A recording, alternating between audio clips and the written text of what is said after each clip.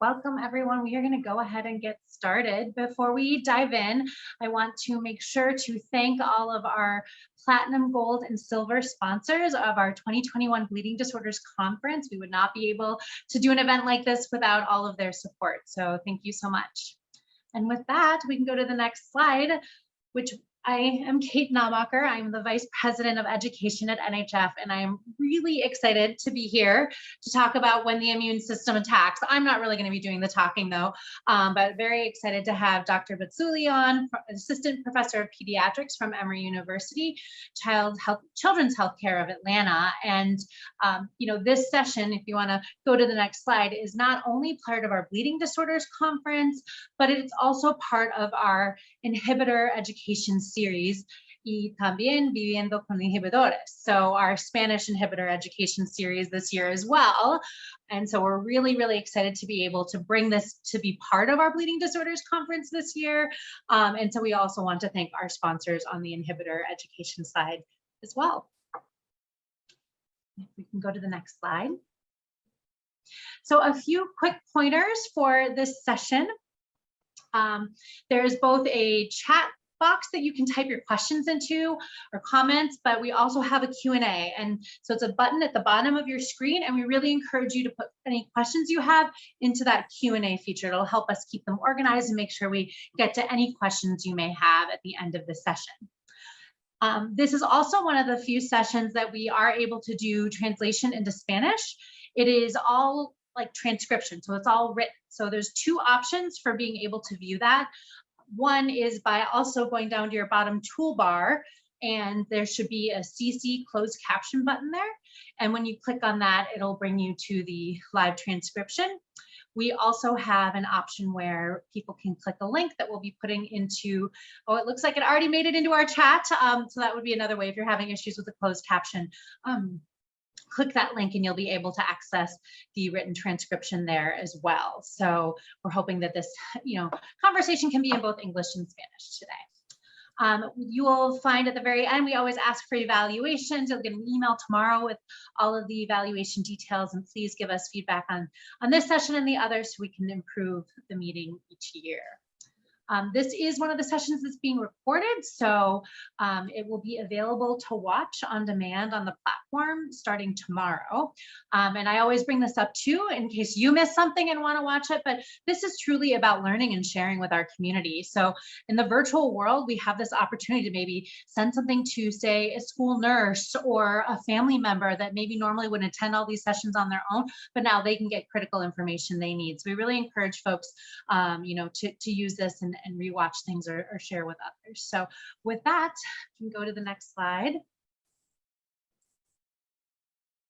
I am thrilled to have Dr. Batsuli on, and I'm going to hand over the rest of the program to her. We have been able to have Dr. Batsuli on for many of our inhibitors, summit presentations over the years, and we're really thrilled to have you back. So thank you so much for being here. Thank you so much for having me, and thank you to NHF for the opportunity to speak on this topic. So I'm going to briefly go over the objectives of the talk. So this includes to review the important parts of the immune system and how it works, to discuss hemophilia treatment and the risk of inhibitor formation, to discuss approaches to getting rid of inhibitors, and then lastly, to discuss the role of non-factor therapies in hemophilia and inhibitor management, as this is becoming a hot topic in the field. So to start off with, let's talk about what is the immune system. There's probably been a lot in the news recently with what's going on with COVID-19 about the immune system. So I just wanted to do a review about what is the immune system. So essentially the immune system, it's a network of lymphoid organs, cells, humoral factors, and cytokine that work to recognize self from non-self. So the main function of the immune system is to be able to figure out what is safe in your body and what is not safe in order to recognize organisms. And so when we talk about lymphoid organs, so this includes things such as your tonsils, your thymus, which is very important for your T cells. Your lymph nodes are a very important part of your immune system, your spleen, as well as your bone marrow. And when we think about some of the cells that are a part of the immune system, there are kind of two big categories. So they're your innate immunity. So these are the cells that respond very quickly whenever something foreign is recognized, and it helps to try to clear it. But it's also kind of non-specific. So it kind of just attacks things, but not in a very specific manner. The other aspect of the immune system is called the adaptive immunity. This has a little bit of a slower response, but that's because when it attacks something or it recognizes something, it's very, very specific. And so this is what your B cells and your T cells are part of. And so what happens when the immune system malfunctions or something goes wrong? And so I like to think of this in kind of two main categories. So there's the issue of having an underactive immune system. And so as you can imagine, if your immune system is not really able to function in a way that it recognizes what is non-self, something that's not supposed to be there, individuals can be more prone to infections, severe infections especially, so bacteria, viruses, parasites, those types of things, and also tumors. I think we forget that our body actually is encountering different tumors and potentially tumors that are becoming cancer cells on a daily basis. And it's helping to clear that so it doesn't become full-blown cancer. But obviously we know that sometimes there can be breakthrough in that. And then the other side of the coin is having an overactive immune system. And so this is when the response kind of is more exaggerated, or sometimes you can even get a response to kind of what is self, what is supposed to be there. And so this can lead to allergic reactions or allergic diseases, autoimmune disorders, so like lupus or rheumatoid arthritis. This is a result of kind of an overreactive immune system that starts attacking normal parts of the body. And then especially pertinent to the world of hemophilia is alloimmune responses. So these are the formation of antibodies to clotting proteins, such as factor VIII or factor IX. Okay. So let's talk a little bit about hemophilia before we delve deep into antibodies and inhibitors. So hemophilia A is due to low or absent factor VIII clotting protein.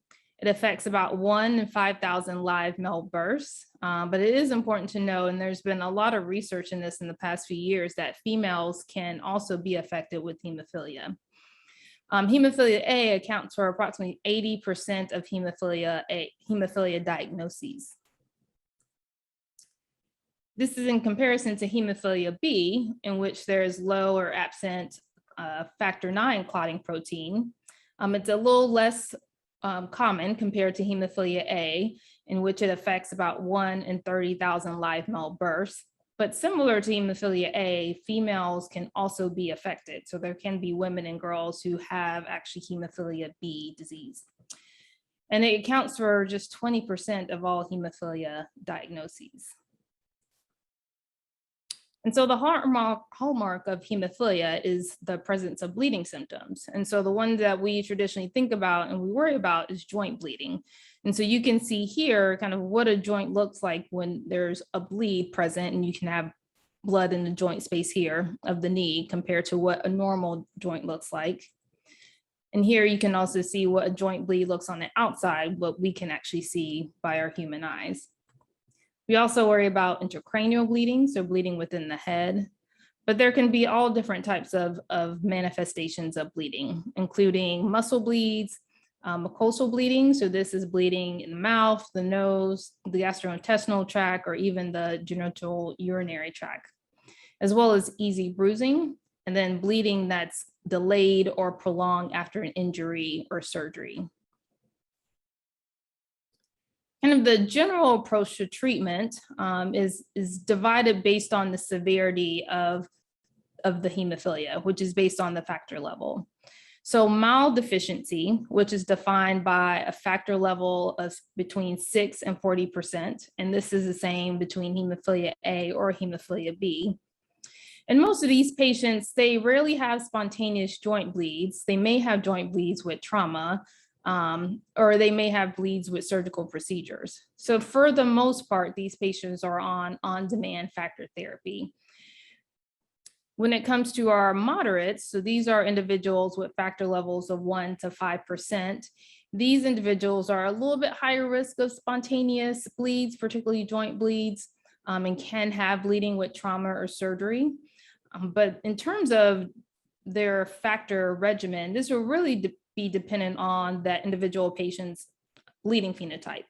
It tends to be kind of the lower end of the moderates. The 1%, 2% tend to need more prophylaxis versus the ones that are a little bit higher tend to be on demand. But it varies significantly patient to patient. So the plus and minus here reflects that. And then lastly are individuals with severe hemophilia. So these are the individuals with factor 8 or factor 9 levels that are less than 1%. And they are at increased risk of spontaneous bleeds. And so the standard recommendations is that all these patients are on a prophylactic regimen to prevent bleeding. But I think the important thing to remember is there can be some variability here. And so it's not hard and fast that all of the miles will just need on-demand treatment, as there are occasional individuals with mild hemophilia A, for instance, who do have a more severe bleeding phenotype that do require factor prophylaxis. But I think this is important to keep in mind in terms of kind of risk for inhibitor development. And certainly the treatment for hemophilia has greatly evolved since the 1950s and 1960s, when we primarily had plasma or cryoprecipitate to treat bleeds, to where now you can see in the 2000s, we have multiple factor agents that can be used to treat bleeds. And all new generations trying to improve different aspects of the factor protein. And so let's talk about inhibitors. So what is an inhibitor? Essentially, an inhibitor is a neutralizing antibody against the factor protein. So as I talked about earlier, one of the important aspects of your immune system is to recognize things that are foreign, things that are not supposed to be there. Unfortunately, in the case of hemophilia, the body recognizes the factor protein that's being infused as foreign, as individuals with hemophilia do not produce enough of that protein. And so this can lead to the development of these neutralizing antibodies. And there can also be antibodies that do not neutralize a protein. And when I say neutralize, the protein essentially kills it and keeps it from functioning in the way that it's supposed to. And so in what setting do we start to worry, or are we concerned about an inhibitor being present? So kind of some of the situations that raises red flags for this includes when factor 8 or factor 9 is being given as replacement therapy, but it's not effective. It doesn't seem to be treating the bleed. The bleed doesn't seem to be getting better, may even be getting worse. Another instance we may be concerned about the development of an inhibitor is when there is an increased frequency of spontaneous or trauma-induced bleeding symptoms. In the pediatric world, sometimes this can show up as kind of a baby or toddler that just has tons of bruising on their body for no particular reason. And that can kind of raise our antenna of, could an inhibitor be present? And then with hemophilia B specifically, actually the presence of an allergic reaction or even anaphylaxis with the infusion of a factor 9 product definitely is a red flag that's concerning for inhibitor development. And so what essentially happens with inhibitors is, so you have your factor protein and it's infused into the vein. And so you have here are the examples with factor 8. You have factor 8 that's circulating in your blood vessel. And then you have these antibodies that see it. And that goes and attacks the factor 8. So it binds to it and it completely kills it. And so factor 8 is not able to do what it's supposed to do in terms of stopping bleeds. And so there's been a lot of research to better understand how the inhibitors develop and kind of why they develop.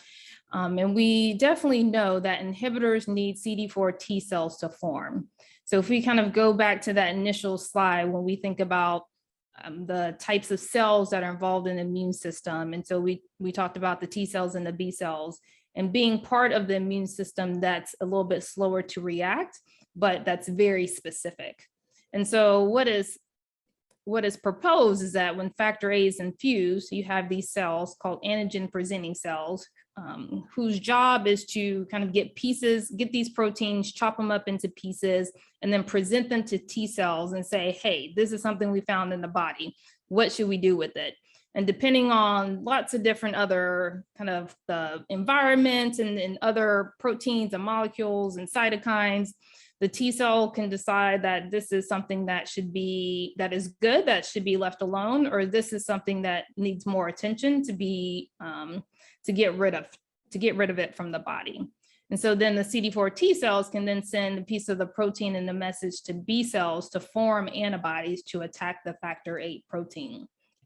And the other aspect of it forms kind of an immediate attack, but also it develops these B cells called memory B cells that kind of hang out in the periphery in case there's additional exposure to that protein again. With factor IX inhibitors, it's interesting because there's this response that you can have, kind of allergic response or even anaphylaxis to the factor IX protein that's infused. And so one of the unique things about factor IX inhibitors is not only, so it's still dependent on the CD4 T cell response that stimulates B cells to produce antibodies, but not only do you get the typical types of antibodies produced, like your IgMs and your IgGs, these are just different classes of antibodies, but you also get IgEs. And IgEs are kind of the antibodies we think about and see in allergic type reactions. And so what happens is you get stimulation of your IgEs, but you also get stimulations of different types of cells like mast cells, which we think about with release of histamine and getting kind of that allergic anaphylactic type reaction.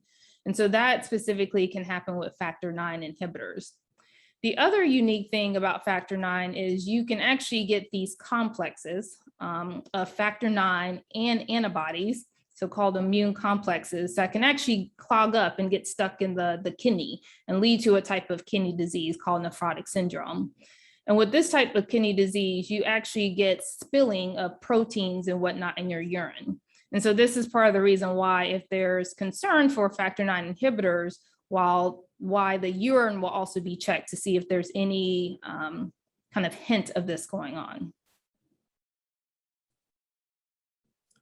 And so how common are inhibitors?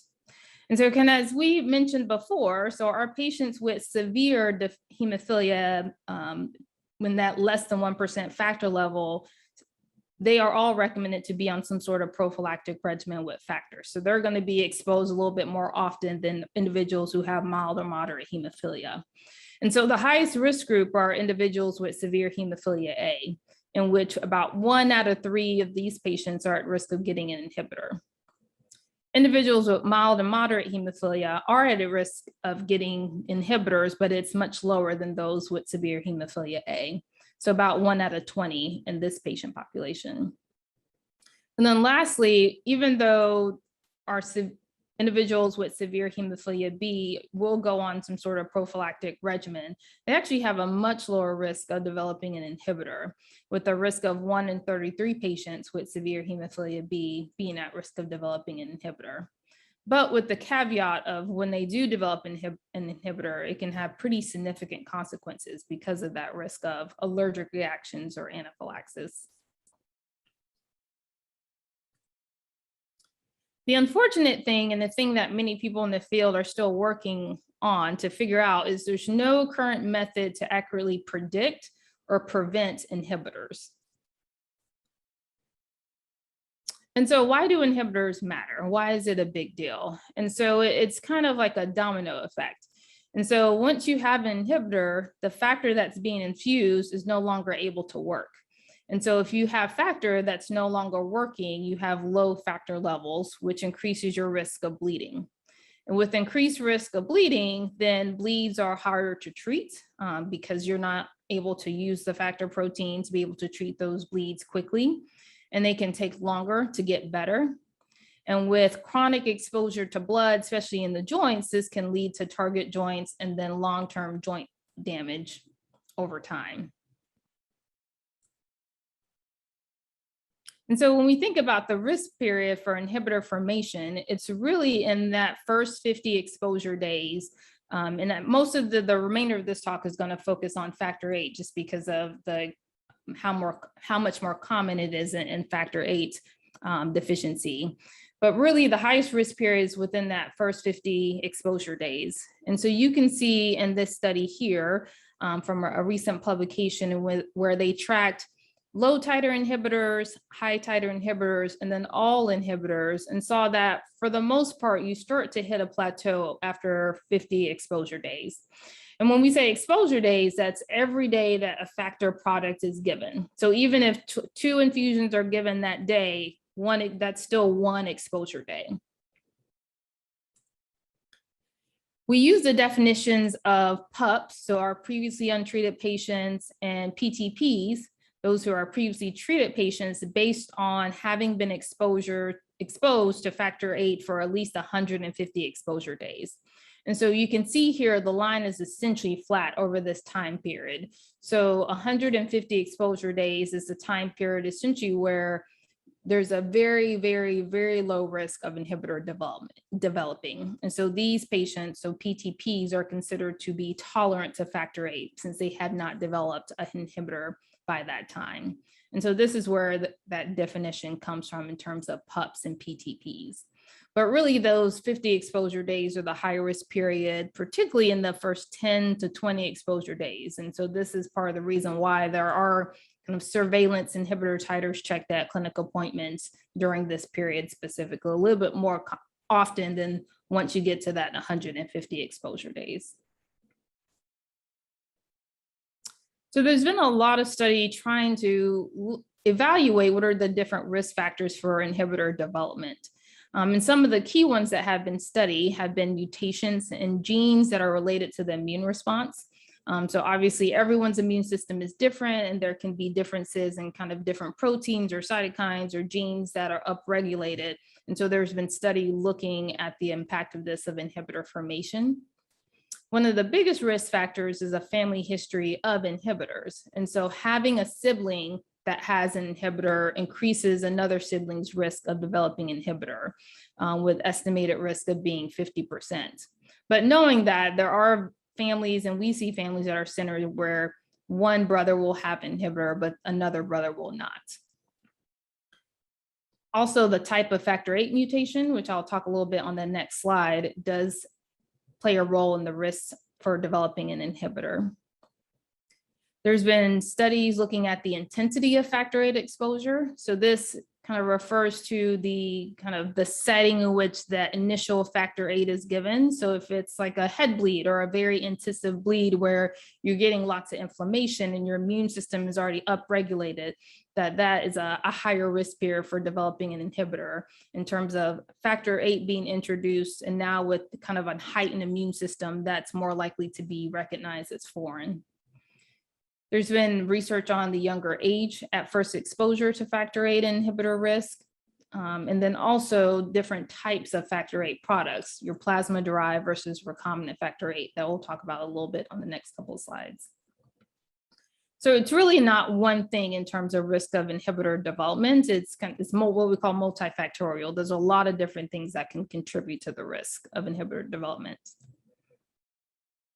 So one of those things are genetics. And so there's been studies that have shown that in terms of your factor VIII or your factor IX mutation, if a large part of it is deleted, then essentially you're making none of that protein. And so there's a higher risk of developing inhibitors. And so here, this was a study done by Dr. Johnson looking at the different genetic mutations of patients with hemophilia, severe and also mild and moderate. And here I just want to compare the difference between severe hemophilia A and severe hemophilia B. And let's just focus on kind of this orange colored part of the pie charts here.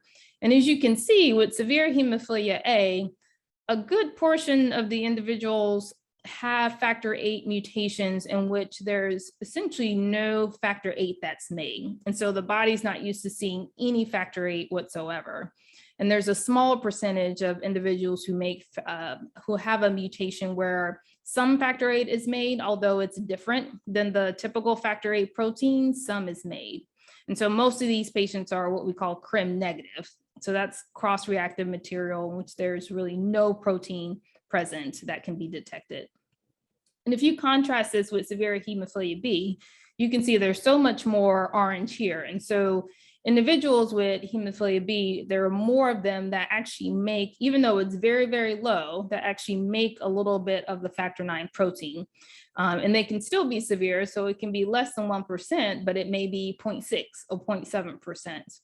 And there's some thought that because your body is making some factor IX, even though it's a little bit different than the typical factor IX, the body can see that and recognize that as self. And so there's a lower risk of inhibitor development. And so that's one of the differences in terms of genetics, but also differences between hemophilia A and hemophilia B in terms of the risk of inhibitor development. In regards to recombinant versus plasma-derived products, there's been multiple studies over the years evaluating if one type of concentrate is more at risk, puts you more at risk of developing an inhibitor. One of the recent big studies that have been done is prospective, looking at about 100 pups who received a recombinant product versus 100 pups who received a plasma-derived product. And these pups had up to 3 exposures to factor or blood transfusion. And so really what this showed is that there are a lower risk of inhibitor formation with plasma-derived factor product when you looked at all inhibitors as well as high titer inhibitors when comparing it to recombinant factor VIII products. Granted, it wasn't 0, but it did seem that there was a lower risk with the plasma-derived products. And some thought is that the plasma-derived products may also, it's similar to human factor VIII, but may also contain other proteins as well that helps reduce that risk. And so what happens when there's concern for inhibitor? And so one of the things that are done at clinic appointments is, nice thing about factor VIII and factor IX is you can actually give the medicine, give the factor VIII or factor IX, and actually check the level of it in the blood. And so checking factor levels and the response to factor levels is one way in how to determine if there's an inhibitor. And so factor levels, they can be measured at different time points to try to get kind of pharmacokinetics on how fast the factor is being cleared or how long it's staying in the system. And so different levels can include a trough. So this is usually a factor level that's obtained before a dose of factor is given, as well as a peak. And this is a factor level that's obtained usually about 15 to 30 minutes after factor is given. And there can also be levels that are drawn at different time points. It can be 2 hours, 4 hours, 6 hours, 8 hours, 12 hours to see kind of how long the factor is staying in the system. I think one of the important things to remember is the washout period. So you want to be able to start kind of at 0 to see what the response is. And so if there was a factor infused the day before, there's likely going to still be some factor on board when these testings are done to determine kind of how fast factor VIII is being cleared. And so this is kind of an important thing in terms of being able to accurately evaluate whether inhibitor is present and what effect it has on how long factor can stay in the system. And then one of the direct measures of inhibitor titer is the Bethesda titer. And so this is a test that measures how much of the antibody is in the blood by looking at how much it inhibits or kills the factor present. And as I mentioned before, with hemophilia B, sometimes a urine test will be added to see if there's any evidence of protein being spilled in the urine with the development of a factor IX inhibitor. And so how do we define inhibitors? And so there's kind of 2 main categories that we put inhibitors in. And I've alluded to this in some of the studies that have been done. And so basically there are low titer inhibitors and high titer inhibitors. The low titer inhibitors are defined by a Bethesda titer that's less than 5 Bethesda units per mil. And this can be high responding or low responding, essentially meaning that a low titer inhibitor that's high responding will essentially become high titer and will increase in its level. Versus a low titer that's low responding, this tends to say a low titer and doesn't go above 5. In contrast, a high titer inhibitor is a titer that's greater than 5 Bethesda units per mil. And again, this is one that can go much higher than that and be high responding, or one that can stay kind of around that level.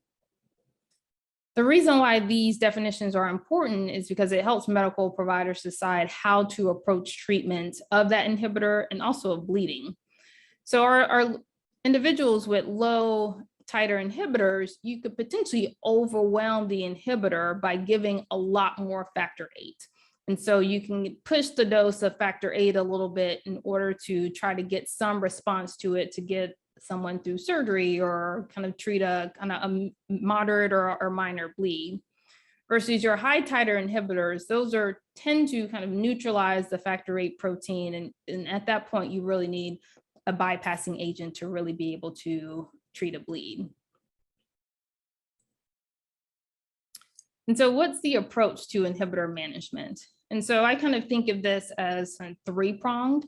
And so initially, the first thing we want to do when there is inhibitors, we want to prevent bleed, because that's the first thing that we think about, since inhibitors, they can increase the risk for bleeding. And so this traditionally has been with bypassing agents, and more recently with the FDA approval in the past 3-4 years now with non-factor therapies also help to address this. And so that's one aspect of it. And then the next aspect is actually addressing the inhibitor itself. So inhibitor eradication, and also being able to restore the function of factor VIII and what it's supposed to do and the body's tolerance to it. And so this is done through immune tolerance induction, or ITI. And so let's talk about a little bit about ITI. So essentially, ITI is given frequent and sometimes even high doses of factor VIII in order to restore that normal response to factor VIII, and to get rid of that antibody that keeps recognizing factor VIII and getting rid of it. And as you can see, over the years, there have been multiple different protocols looking at the best approach, the best dosing, the best frequency of how to approach ITI. But the goal for all of these are essentially the same, is to get rid of the inhibitor and to be able to restore the function of factor VIII and its half-life and its recovery. And you can see here in the far right column that the success rate is not 100%, but there's been varying rates of success, but overall they are fairly high to be able to do that and to restore the ability to treat with factor VIII for bleeds and to prevent bleeding. With factor IX, there's no standard approach in terms of how to get rid of or address factor IX inhibitors. And a lot of that's also in relation to some of the nuances with factor IX inhibitors in terms of that risk of anaphylaxis with inhibitor development. And so kind of one of the proposed approaches addresses factor IX inhibitors based on whether or not there is anaphylaxis or not. So if there is an anaphylaxis and the patient is able to receive some doses of factor IX in order to try to induce tolerance, providers will sometimes add on rituximab, which is an agent that helps get rid of B cells. So B cells, other cells that produce antibody, with giving kind of an ITI type regimen of factor IX in order to restore the response to factor IX and get rid of the inhibitor. However, if there is anaphylaxis, then in a lot of instances, factor IX is completely avoided, specifically because anaphylaxis can be very severe and can lead to very significant consequences. And so to avoid that reaction, a lot of time, factor IX is just avoided altogether, and bypassing agents are used to prevent bleeds or to treat bleeds. In some instances, if there is a need to try to restore the ability of the body to respond to factor IX, a desensitization protocol can be initiated. And there's been few reports of this that's been done in the literature. And essentially it's somewhat like allergy shots in terms of you're exposing the individual to small and then increasing doses of the factor IX product. But this is done in the setting of trying to suppress the immune system, kind of suppressing the B cells, suppressing the T cells to not get that anaphylactic response. And this is typically done in a hospital setting while the patient is there, staying overnight to ensure that that response, the anaphylactic response doesn't occur. And if it does, that they have ready treatments available to be able to address anaphylaxis if it does occur. So what about bypassing agents? So in cases where the inhibitor titer is very high, in which you can no longer use the factor protein, or in cases of a factor IX inhibitor where you have anaphylaxis, you'll previously mostly we've used bypassing agents to treat and prevent bleeding. And so there's two main types. There are your recombinant activated factor VIIa products, and there are actually two products on the market now for this. And then there's the plasma-derived activated prothrombin complex concentrate, an APCC. The recombinant factor VIIa product is the only product that can be used for individuals with factor IX inhibitors because the APCC contains factor IX. But the recombinant VIIa product contains just activated factor VII. It's a small volume infusion, but it does have a short half-life. This is in contrast to APCCs that contain activated factors 2, factor 7, factor 9, and factor 10. The APCC has a little bit of a longer half-life, a much longer half-life than the recombinant VIIa products, but does require a larger volume for infusion. So all these things are considered in terms of determining prophylactic regimen versus on-demand regimen and so forth. So as I mentioned, in the past 4 years, there has been approval of the first non-factor therapy, Emicizumab. And I'm sure many people here have already heard about this drug. So this essentially is a drug that kind of functions as a factor VIII. And so what it is, it's an antibody that's able to recognize factor IXA and factor 10, and is able to bring them close together on this phospholipid surface in order to activate factor 10 into 10A. And this is similar to the function of activated factor VIII, in which it brings together the factor IXA and factor 10 to get activated factor 10 so that you can get thrombin generation and a clot can form.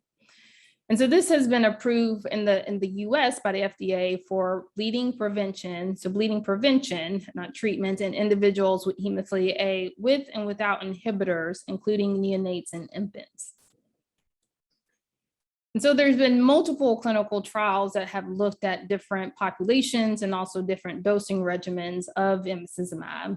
And so you can see that they're summarized here. So the Haven-1 study was done in adolescents and adult patients greater than or equal than 12 years of age with inhibitors, with the Haven-2 trial being in pediatric patients with inhibitors. And then the Haven-3 trial is what looked at individuals with hemophilia A without inhibitors with 2 different Emicizumab dosing regimens. And then lastly, the Haven-4 looked at individuals with or without inhibitors, but looking at it every 4-week dosing regimen.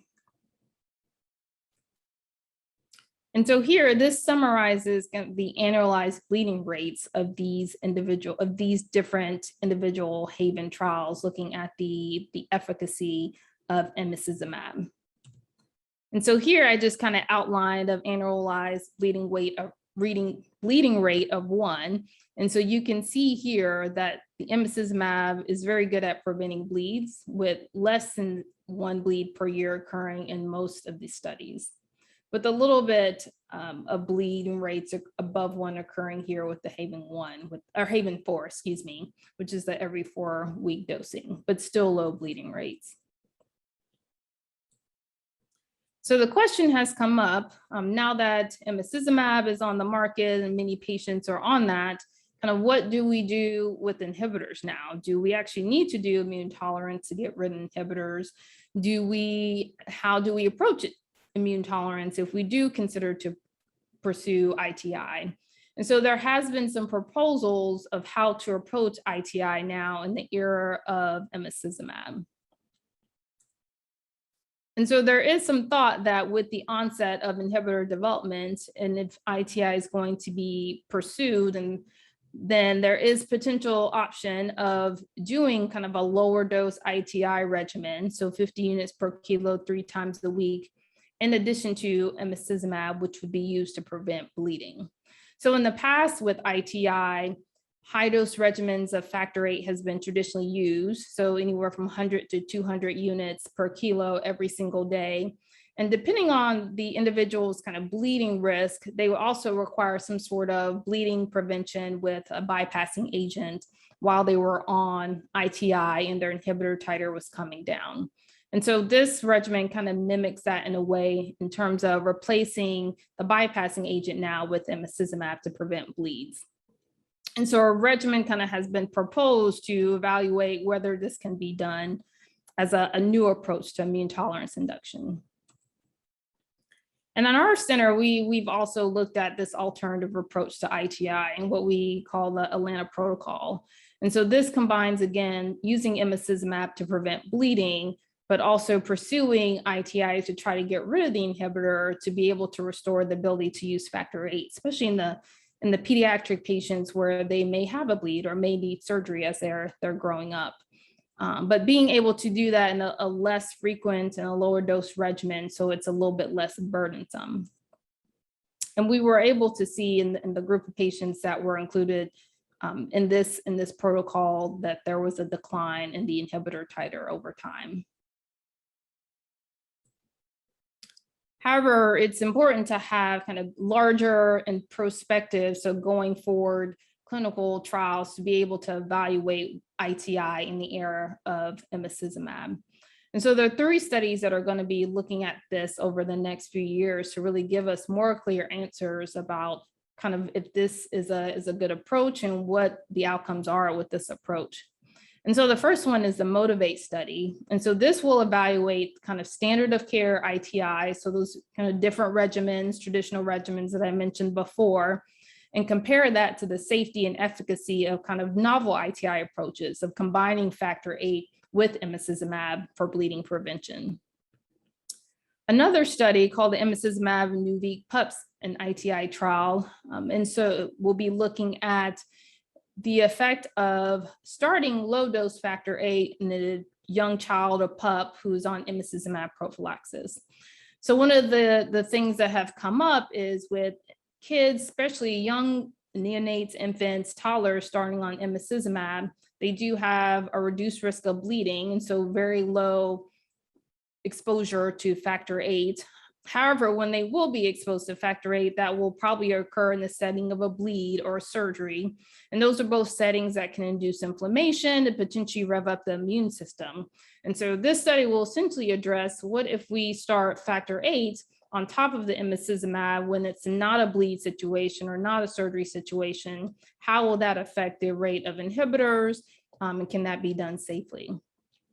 And then lastly, on the other side of things, the priority study will be looking at once ITI, successful ITI has been achieved, kind of what is the best regimen going forward in terms of what do you do with the factor VIII?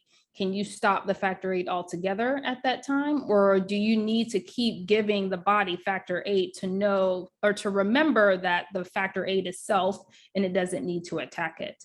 And so this is another study that is going to be looking at this important question.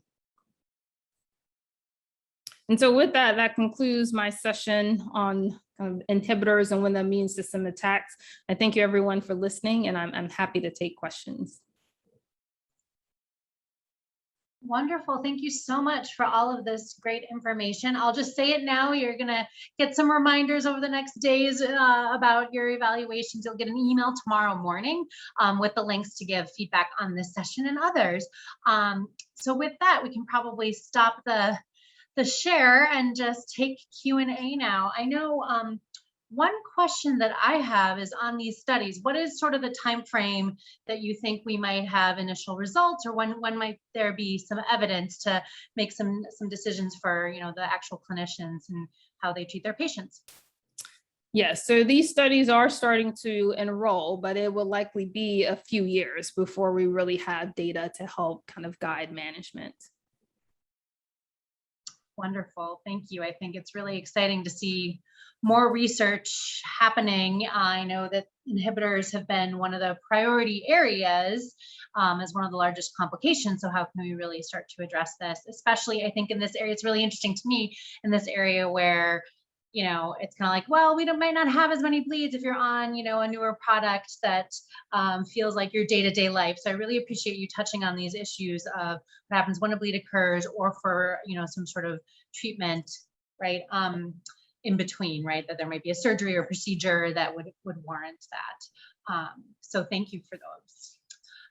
As folks, we are encouraging everyone to please go ahead and throw your questions into the Q&A or even into the chat, and we'll make sure that we get those answered. In the meantime, I'm curious, what are you hearing, Dr. Batsuli, is common concerns from families that are starting on an inhibitor journey, and how do you help them navigate those concerns? Yeah, I think it's important still to talk about the risk of inhibitor development, just so that they're aware that could potentially occur. And also, we still do kind of regular surveillance when patients come to clinic and checking for that potential. It's important to know specifically on Emicizumab that the type of inhibitor testing that needs to be done when you're on that product is a little bit different than the traditional inhibitor testing that's available in most hospitals or clinics. But that's something that we still talk about because it does affect kind of if there is a bleed or if a surgery is needed, what factor product can be used. And we do have kind of discussions about immune tolerance. We do believe that it's still important to try to get rid of the inhibitor to prevent to be able to treat with factor VIII in the case of a bleed or surgery. Because as we all know, kind of giving the patient back what they're missing is the best treatment. So to be able to restore that is important with getting rid of inhibitors, but also being mindful of ITI can be a burden on family of frequently doing infusions and kind of seeing sometimes the inhibitor goes up before it comes down again and seeing that frustration. And so having that open dialogue about the potential of how things can go, but the goal is to get rid of an inhibitor and to restore the ability to use the factor VIII protein again. Because kids like to be active and sometimes bumps and bruises and things happen and surgeries are needed, even like wisdom teeth removal and that type of thing. So being able to use the product that their body is missing is the goal.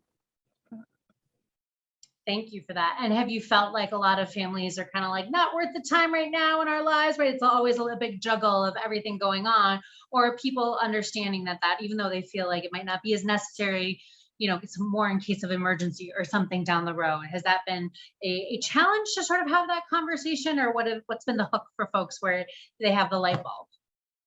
Yeah, I think every family, every patient is different. I think families definitely understand, and we explain it that way in terms of the reason of why we advocate getting rid of the inhibitors. And so some families have been like, okay, yes, let's go ahead and try to get rid of it now so that when they're an adult, they don't have to deal with it. But also, especially now in the pandemic age, there's a lot going on. And so that might not be feasible for some families. So just being mindful of that, but also continuing to bring up that discussion. So it's always kind of up there and up front in case their minds changes, but letting them know it's not something that we're forcing them to do, but kind of one of the options to really try to optimize care. So it sounds like having a conversation around inhibitor status is something you would do at every annual visit, whether the person has an inhibitor or not. It's really part of that conversation, that annual comp visit to where am I currently at, what might be needed, what isn't needed, all of that. Yes, correct. Especially as they are in that kind of 50 exposure days where they're at high risk. It's not as a big focus kind of in those PTPs, the ones that have proven that they're not going to develop an inhibitor, but we also just want to be mindful and check and just in case. Great. What advice would you have for someone who's tried ITI, but it's failed? Yeah, and that's definitely is another thing that kind of warrants conversation, because it also depends on what did ITI look like. So were different types of factor products tried? Because one of the things we'll do is once we start recombinant product, or use the recombinant product to do ITI. If that doesn't seem to be working, sometimes we'll switch to a plasma derived product, because there's been some literature to show that potentially may help. What other agents have been used, that type of thing. But it's also become a little bit more complicated discussion in the era of Emicizumab, because they can also go on Emicizumab and have pretty good bleeding protection and use bypassing agent to treat bleeds. So I think it becomes a discussion on kind of what are the goals in terms of, do we really want to keep trying to get rid of the inhibitor, or do we want to take a break and give another product like a Emicizumab some time to kind of get away from the ITI for a little bit, and revisit ITI at another time point. It's just another discussion with the family and seeing other options in terms of trying to get rid of the inhibitors. And it looks like we are just about at time, but I have one super fast question. If there's one takeaway message you have for our audience today, for those affected by inhibitors, what would you want them to walk away with? Yeah, I think there's still a lot of research going on in the inhibitor realm, and lots of scientists and providers are really trying to figure out more about why inhibitors develop, those risk factors, and the best way to approach inhibitors now. As I mentioned, kind of the 3 studies that have been developed in the past couple of years to address inhibitors and non-factor therapy. And so it's still a complication that people are very active in trying to solve and have a better answer for, and hopefully one day to completely prevent or eradicate completely. I will hope for that as well. Thank you so much for all of these updates, as well as your time for this. I think we all learned a lot. I really appreciate it. And thank you to everyone else for joining us. Have a great rest of your conference. Thank you.